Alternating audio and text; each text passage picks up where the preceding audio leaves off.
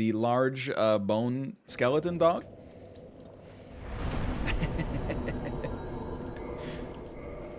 That makes sense. I've been vibing on the ananas bubbly lately. I'm happy to hear that.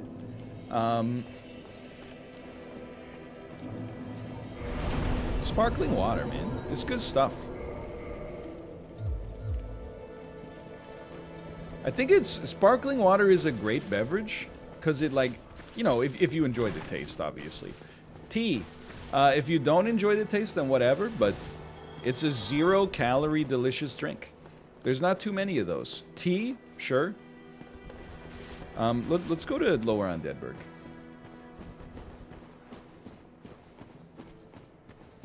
Tea, regular water, black coffee, sure. They all fit the bill, but Coke Zero, I'm like, I drink the occasional Coke Zero, a lot less since, you know, we haven't been to a restaurant in 14 months. I drink the occasional Coke Zero. I'm not sure if it's, like, I think sparkling water is probably better for you than Coke Zero by a decent margin, but I can get down with the occasional Coke Zero for sure. And sometimes, dude, I'm telling you, I don't know, not everybody watches Isaac in the modern era. But there's something about, and I talked about it in Isaac this week.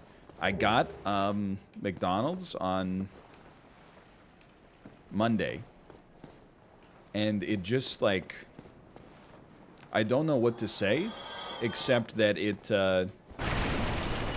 I always feel great. There were purging stones right here the whole time. I always feel great after I eat McDonald's. And I think literally what it comes down to... Where am I? This is wild. What it comes down to is literally just drinking... That was unexpected. 800 milliliters of Coke Zero in under 10 minutes. I want to be the guy who says, oh, I always feel so bad after I eat McDonald's, but genuinely, I am like, I feel incredible for hours afterwards, and there's no come down. Like, I always... There's never any time where I feel like it backfires. It feels amazing. I don't know what it is. I think it's one of those things where there's, like, diminishing returns. Like, I think if you ate it 2 or 3 times a week, you might start to be like, ugh. But when I eat it maybe once every 2 to 3 weeks, I'm like, this is awesome, dude. Maybe I'd stop shy of saying it's a health food, but... Okay, so we try to, like, land on that pitched roof. Is that correct? Something like that?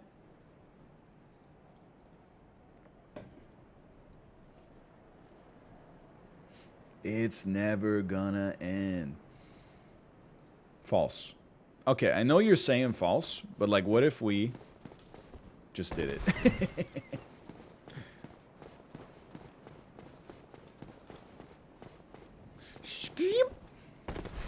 An attempt was made. Dude, I had the dream, by the way. You know, I've been talking shit about that show, My Ultimate Food Bucket List, with John Catucci, i.e. the Canadian Diners, Drive-Ins, and Dives. It was on the other day. Actually, it was yesterday, which is the most other of days, I suppose. And, excuse me? There was, they were doing an episode in Vancouver. Yo, Darkwood Grain Ring, that's the ninja roll, right? I never get this. That's like the PvP. Oh! I don't think I've ever had this, man. This is the ultimate PvP ring. I'm trapped. I don't know how to get out of here. I'm gonna have to homeward bound. There's a ladder up. I'll go back to the old ladder. Okay. Lord, forgive me. I'm about to go back to the old ladder. Anyway, I mean, this is how we're moving from now on.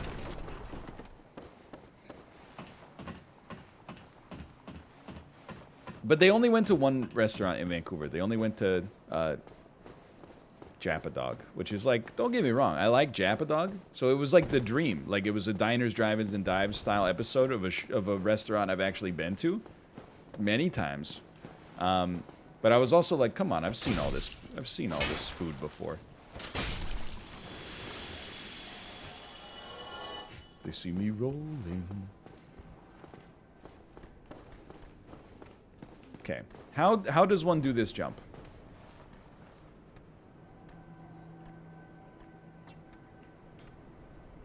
Is it here?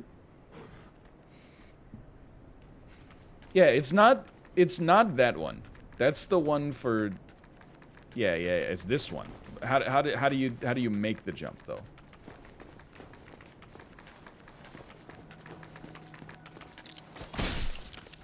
This is just like, this just feels amazing to finally be able to kill these guys easily. Just do it. I would love to do it. I just need to know, like, where does one do it? You know what I mean? Oh, I think I remember now. Hold on. I think I remember. You got to get to the vendor first. Gold pine resin, please. Thank you.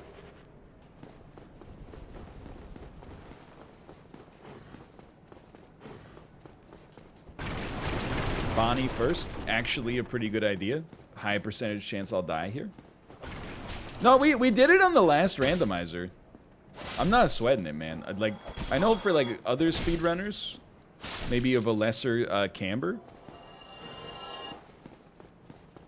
they might be sweating like, oh, you can't do this in 60 FPS. Whereas for me, I'm like, dude, I'm just built different.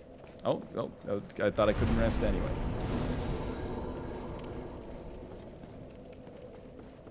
Like, look at that. Oh, you can only make that in 30 FPS, apparently. Allegedly.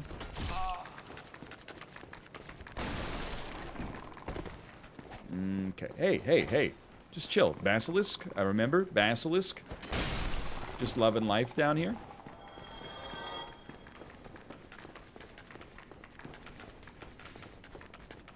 NL, I've been watching you since episode 100 of Original Isaac, and I gotta say, it's really helped my vocabulary.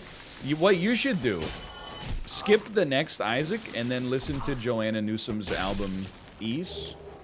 It'll do more for you than 1,500 Isaac episodes, I promise you.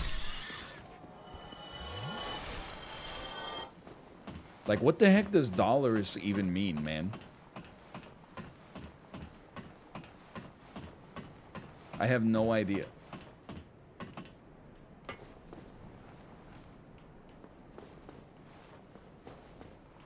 So I think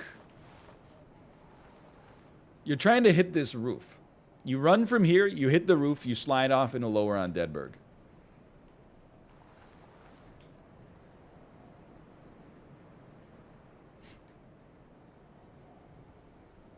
Just do it, sure. Yeah, something along these lines.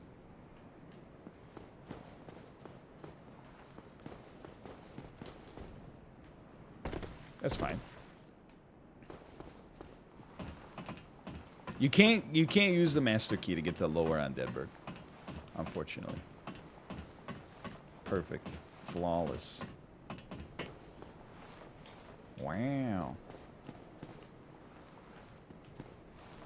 You need to jump to the balcony. What the hell's the balcony? Like, what balcony? I don't see a balcony. Oh, you try to land on that? Left ledge?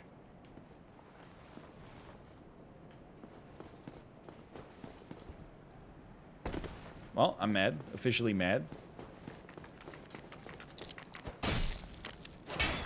That's my own fault. I mean, it's good to go to the bonfire, but we won't have to kill these enemies every time. That's fine. Don't you just have the key? We have the residence key. We don't have the key to lower Undead Burg. It's relentless, man.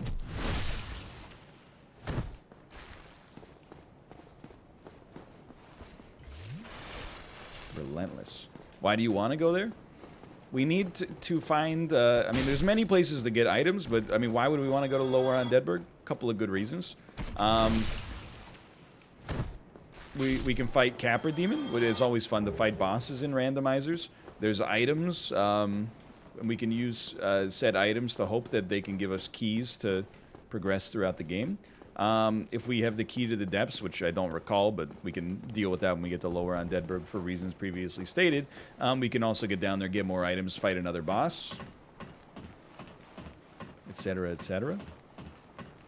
Yeah, we'll go to Ash Lake too. It's not like a mutually exclusive thing. That's why they make combination Pizza Huts and Taco Bells, man. What if you can just roll on? That's fine.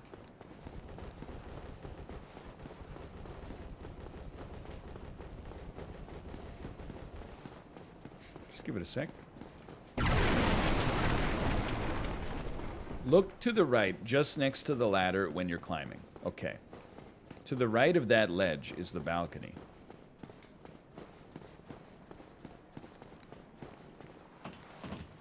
Look to the... oh, so you land on this. Okay.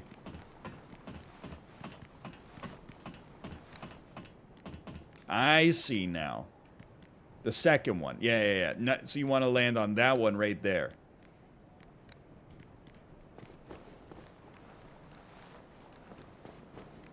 Yeah, the big one. Yes, okay. We did this quickly last time, I remember that. Might take a bit. Donkey. Rolling is the most consistent way? Really?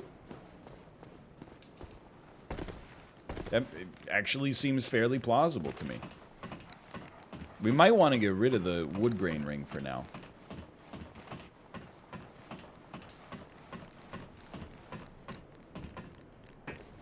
And yeah, try to do it into the wall. Into the wall. Closer. Ooh.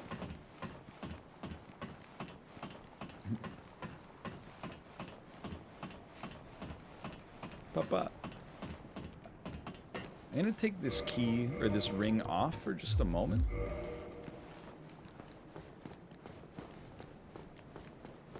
I jumped. Whatever, built different. And then...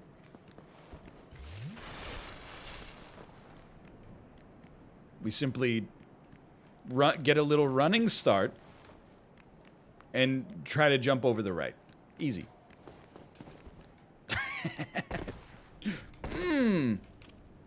Saved. Drinky. Thank you, chat. Couldn't have done it without you. Now we gotta open the shortcut. Oh, snap. Of course. I love the idea of these humanities busting open the door. Wait, you're a lore enemy?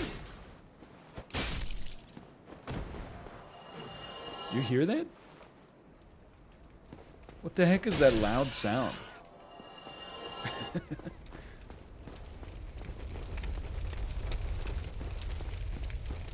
What?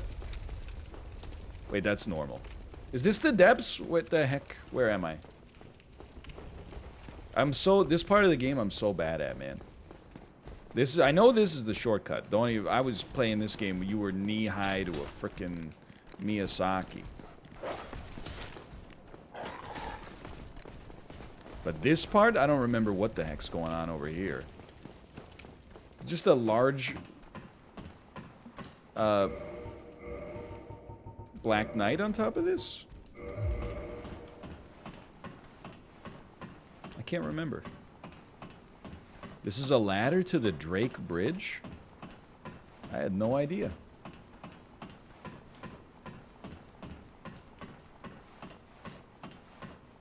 Did you watch Jay play King of Retail? I did. I'm living for King of Retail, making its way across Twitch, taking over Twitch stream by stream. Jay, you know, he's a designer and he's a merchant. He knows what he's doing. He got way sucked into it for sure. You could tell.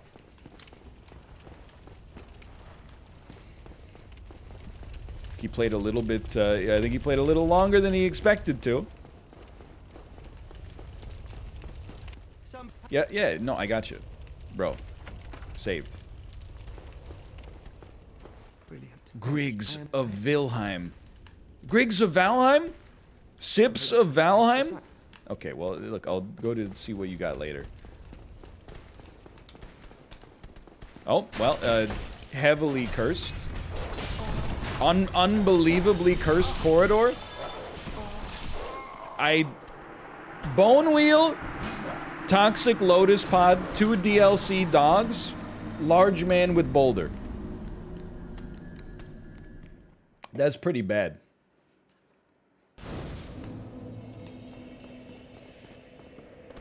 The bears have struck it big.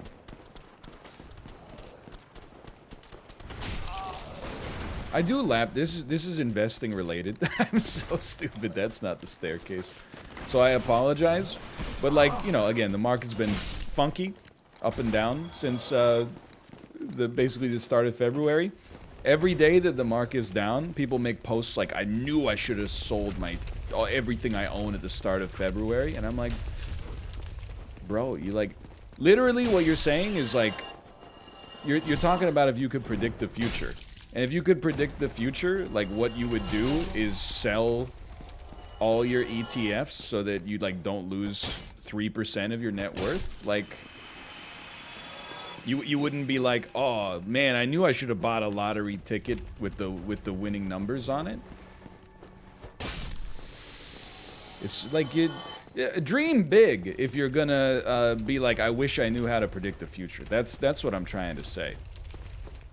Or like, why don't you just not be a coward and then instead of selling, sell and then short sell the whole market? Like, as long as we're talking about, you know, what you would do if you could predict the future. Anyway, I apologize. It just makes me laugh every time. People are like, man, I freaking knew I could have like minimized my losses. No, man, you should go to the casino, bet on like 0-0 right before it pops up. You'll be a legend. These guys had purging stones the whole time, huh? The whole freaking time. Good stuff. Keep the bone wheel at bay. Lady Luck. I've only seen the episode of the characters one time. Oh, that reminds me. Did you see that Pete Weber, aka Who Do You Think You Are, I Am? Retired from the PBA.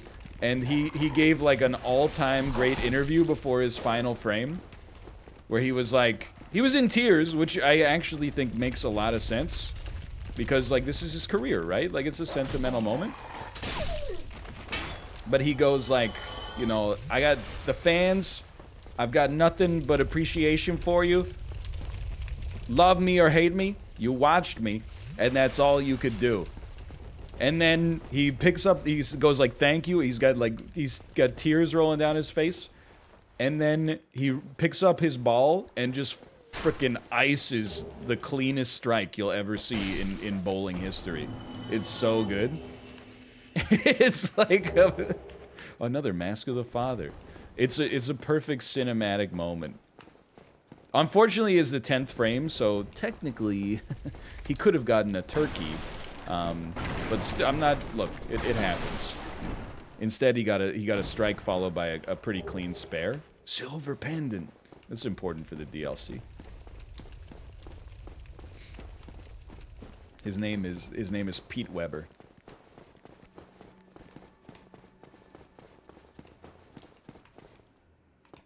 His name is Weber, Pete Weber. He's a bowling man. Who do you think you are? I am from Subway. We got big on a diet of burger and fries. Bowling got him down to a smaller size. He's Weber, Pete Weber.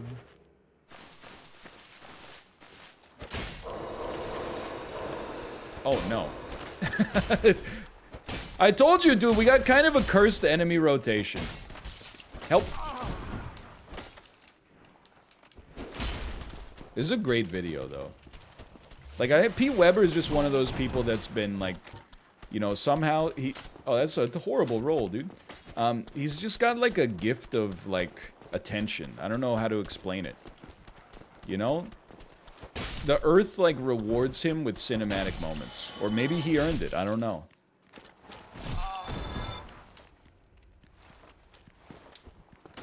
That was a little spooky.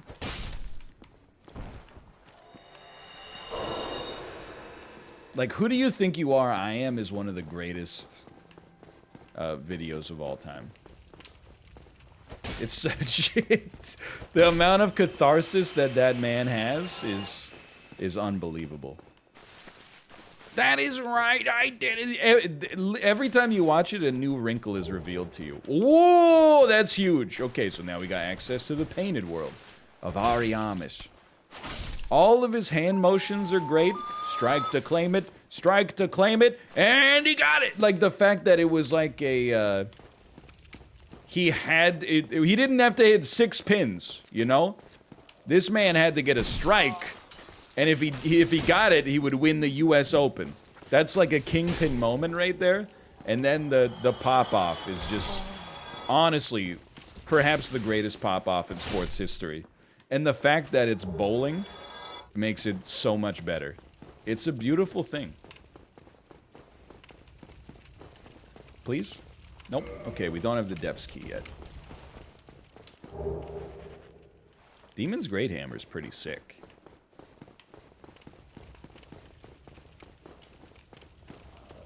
Who do you think you are? I am.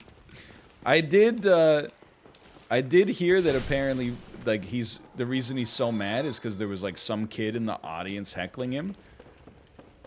But, like, so what? Hello, Pinwheel. Who do they think he is? Okay, Homeward Bones. Might as well just buy a couple because we're here. Blooming Moss. Never have to worry about Toxic ever again. Titanite for 100 is pretty sick. Actually, Dragon Scale is pretty sick as well, but...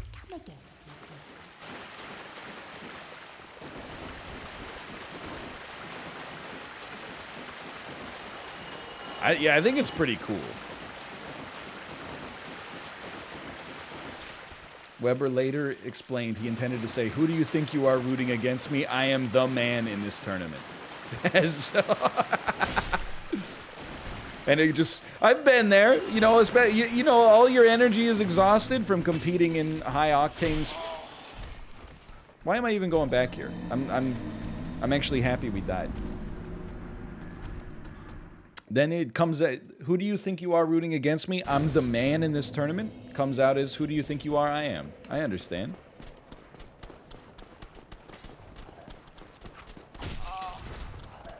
I've used that, okay, what, you know what? I've used that as motivation before. You know, in like 10th grade, I was a little chubby, and I said, let's get fit. Sometimes you don't want to, like, exercise. In your head, you just psych yourself up. You're like, oh, all the other kids at school don't believe you can do it. No, they, like, honestly, they're supportive and, or like, neutral. They really just don't care. But if you can use it as a powerful motivator, then why not? Okay, let's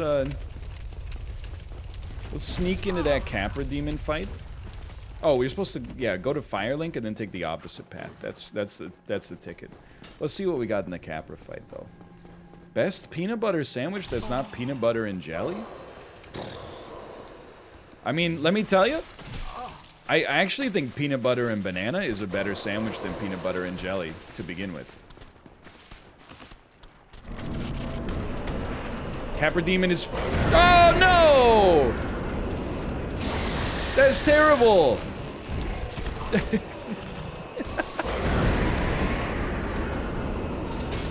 It's so loud!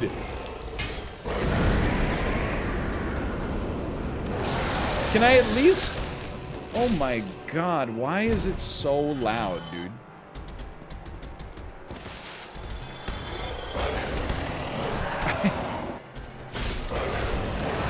This is hell.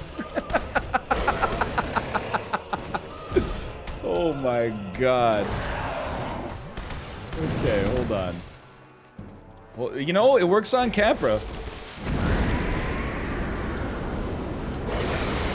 Whatever, let's just fight him, man. I'm not scared. I'm a little scared. He left into space. Fair enough, fair enough. I got no problem fighting this guy in a tight space, okay? I just need to kill the rat first. This is a very superliminal fight, that's for sure. White rat is sus. Dude, I didn't know the new Among Us map comes out. March 31st, baby. I'm not gonna play it, but I'm excited. I mean, I feel like I'm kindred spirits with, like, the people that have been rooting for, like, new content to come to the game that they're most known for.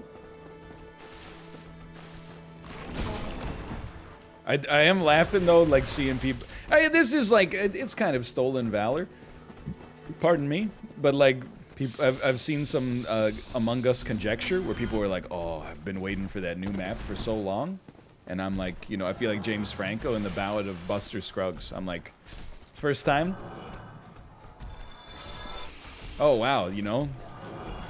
7 months waiting for a new map. That's crazy. Ooh. Let me in. Thank you. Yeah, new Repentance comes out in 12 days. Or just Repentance, I should say.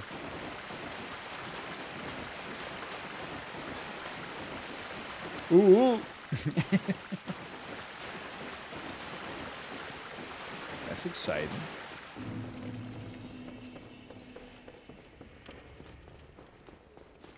The real pain is Warzone players, no new map ever. Maybe this is a hot take based too much on my experience with PUBG. I feel like you don't need a new map, right? Like, the game is great. Having a good awareness of the map is important. I feel like having one map is not, like, a huge problem there. It's like, you know, occasionally people would be, like, anti-Dota or anti, like, League, because there's only one map, and you're like, you don't need another map, you know?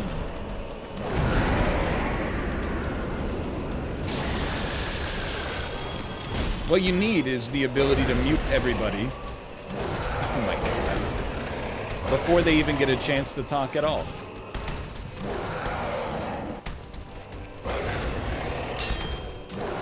Yeah, if anything, I'd probably still be playing PUBG to this day if they just kept it at one map. Okay, hold on.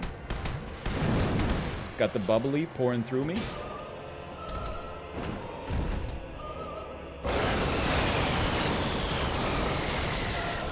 I'm trapped. I'm trapped. Well, at least kill the rat. Thank you. That's all I could ask for. Free me! Sip! Okay, here we go.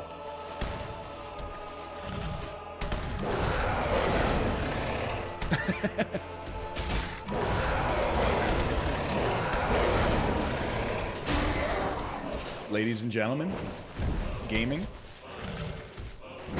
Here it comes, here it comes. Good timing.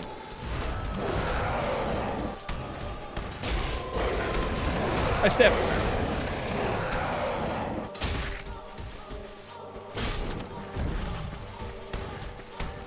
What's he doing? Nothing. Saved? Oh, he's done. You stink. Easy. Large Titanite shard. Straight up with you, that wasn't really what I was looking for, but... Hello.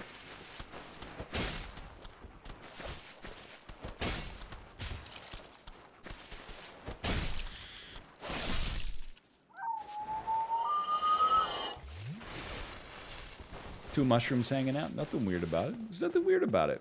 I'm trying to think about where else do I have to go, man? Where else do I have to go? Painted World. Yeah, but I don't want to. Because the DLC is annoying.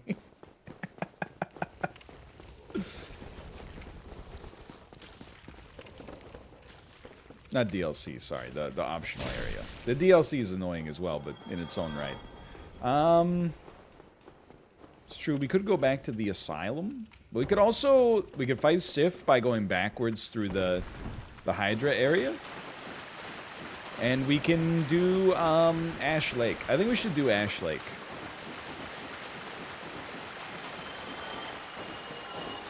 Yeah, we'll play more King of Retail at some point. It's just, you know, it's funny, but in order to get some more variety, we needed to play some more of the same thing today.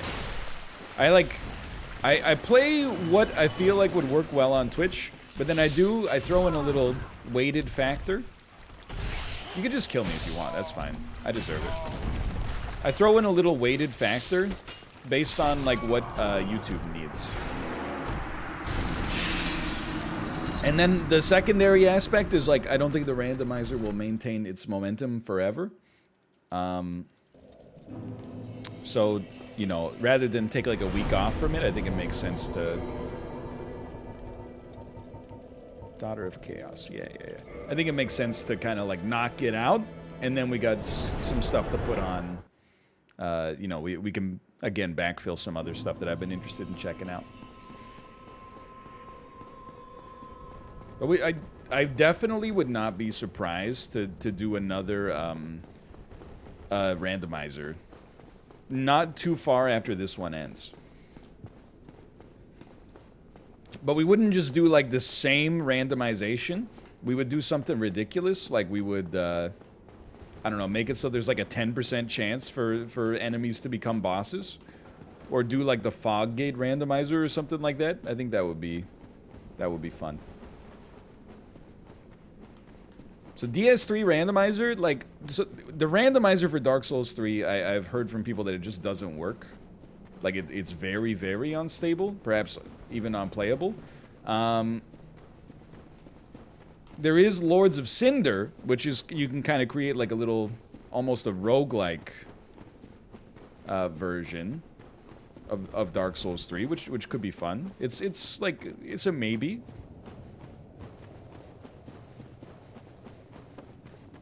But I don't know, I love the Dark Souls 1 randomizers, you know? They're relatively stable and like... I actually know the enemies, so there's a little bit more of like a...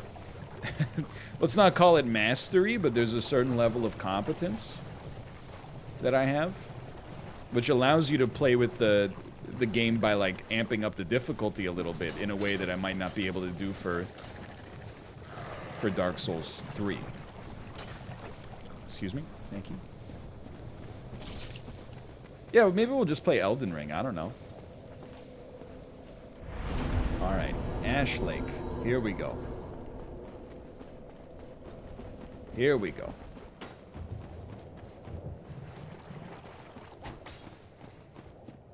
I will say for sure, like, I don't know, somebody in chat said you're like in the top 5% of Dark Souls players. I mean, I believe that. There's a lot of people at the top that are insanely great, obviously, but there's a lot of people who are like actually garbage at the games. You know, they get frustrated too easily, or they, you know, haven't played enough to learn the patterns and stuff like that. I played a lot of PvP back in the day, too. Go ahead. So, like, I'm you know, I kind of know what I'm doing. I don't do things the optimal way, and I try to, like, overcompensate by just rolling forehead, but, like, for example, right there, that was a really strong play.